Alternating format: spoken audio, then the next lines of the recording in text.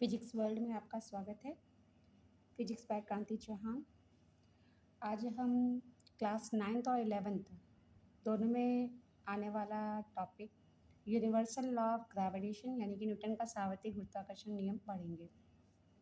इस नियम के अनुसार हमें पता है, अगर कोई दो मासेस हैं m1 और m2 और अगर उनके बीच की डिस्टेंस r है, मतलब अगर कोई दो द्रव्यमान m1 और m2 एक दूसरे से r डिस्टेंस पर स्थित हैं तो उनके बीच में एक फोर्स वर्क करता है। मान लिया वो फोर्स है F।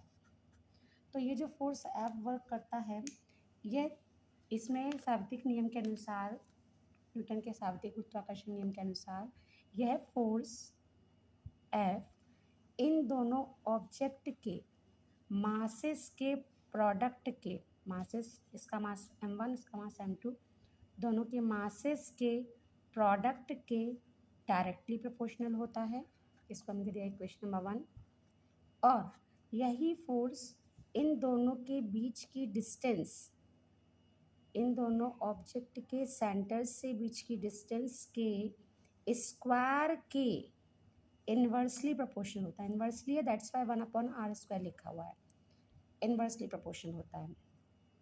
न्यूटन जी ने बताया था इनके गुरुत्वाकर्षण नियम में कि हर एक ऑब्जेक्ट जो प्रकृति में है, यूनिवर्स में है, हर एक ऑब्जेक्ट दूसरे ऑब्जेक्ट को अपनी ओर एक फोर्स से अट्रैक्ट कर रहा होता है, राइट।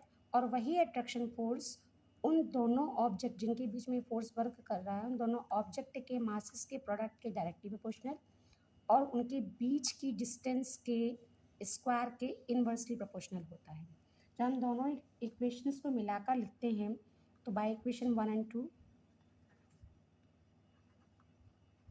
क्या हो जाएगा, F डायरेक्टली प्रोपोर्शनल हो जाएगा, ऊपर रहेगा m1 इंटू m2 और नीचे आ जाएगा r का स्क्वायर।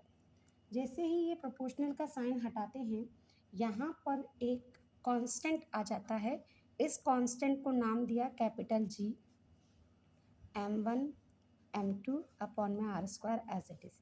ये जो प्रोपोर्शनैलिटी कांस्टेंट है G, इसे उन्होंने नाम दिया यूनिवर्सल ग्रेविटेशनल कांस्टेंट।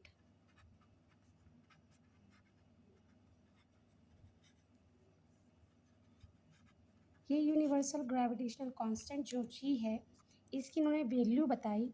ये कैपिटल G की वैल्यू होती है 6.67 इंटू 10⁻⁻11 न्यूटन मीटर स्क्वायर पर किलोग्राम स्क्वायर।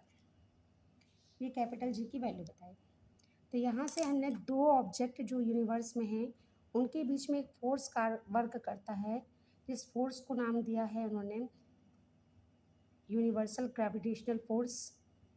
इस ग्रेविटेशनल फोर्स की उन्होंने एक इक्वेशन निकाली, जो इक्वेशन आई G(m1 m2 अपॉन r² के बराबर, जहाँ पर G को नाम दिया ग्रेविटेशनल कांस्टेंट। ये क्वेश्चन बहुत बार पूछा जाता है कि ग्रेविटेशनल कांस्टेंट की वैल्यू कितनी होती है। यूनिवर्सल ग्रेविटेशनल कांस्टेंट की वैल्यू है 6.67 10⁻⁻11 न्यूटन मीटर स्क्वायर पर किलोग्राम स्क्वायर। अब उन्होंने क्या किया, अगर दो ऑब्जेक्ट जिनके मासेस m1 और m2, इफ m1 1 किलोग्राम का हो और m2 भी 1 किलोग्राम का हो, राइट, और इनके बीच की जो डिस्टेंस है वो अगर हम 1 मीटर रखें, मतलब 1 kg के दो ऑब्जेक्ट को 1 मीटर की डिस्टेंस पर रखें, तो उस समय कितना फोर्स वर्क करेगा, ये फाइंड किया स्पेशल केस। तो हमने देखा F इज इक्वल टू, यहाँ पर हमने पुट किया G, m1 के प्लेस पर 1, m2 के प्लेस पर भी 1 और r के प्लेस पे 1 का स्क्वायर हो जाएगा।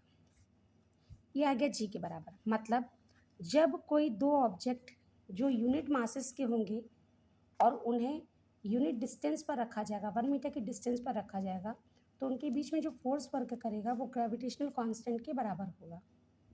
ग्रेविटेशनल कांस्टेंट की ऑलरेडी वैल्यू बता चुकी, मतलब यहाँ पर जो फोर्स होगा वो 6.67 इंटू 10⁻⁻11 न्यूटन होगा। अब अगर यहीं से हमें G का डायमेंशन निकालने को आए तो वो कैसे निकालेंगे। देखिए, जी का डायमेंशन कैसे निकालेंगे? यहाँ पर इस फॉर्मूले में हमें जी यहीं रहने दीजिए, बाकी सबको इस साइड ले आइए। तो एफ यहाँ पर था, आर यहाँ मल्टीप्लाई में जाएगा, are square, M1 M2 divide में आएंगे, इज इक्वल टू क्या बचेगा यहाँ पे? Capital G. तो कैपिटल जी का फॉर्मूला कुछ इस तरीके से हो जाएगा। अब यहाँ पर हमें डायमेंशन पुट करनी है। देखिए, फोर्स की डायमेंशन होती है M_L_T⁻²। डिस्टेंस है, डिस्टेंस की डायमेंशन क्या रहेगी? L, R का स्क्वायर था तो L का स्क्वायर अपॉन में M1 भी डायमेंशन M और M2 की भी डायमेंशन M। तो यहाँ से G की डायमेंशन कुछ इस तरीके से निकल के आई। एक M से एक M कैंसिल हो गया, ये M ऊपर जाएगा, माइनस का हो जाएगा, M⁻⁻1, L स्क्वायर ये है और एक ये है पावर, तो L की पावर 3 और T की पावर यहाँ बची -2। तो ये डायमेंशनल फार्मूला आ गया है of G universal gravitational constant. I think so it is clear.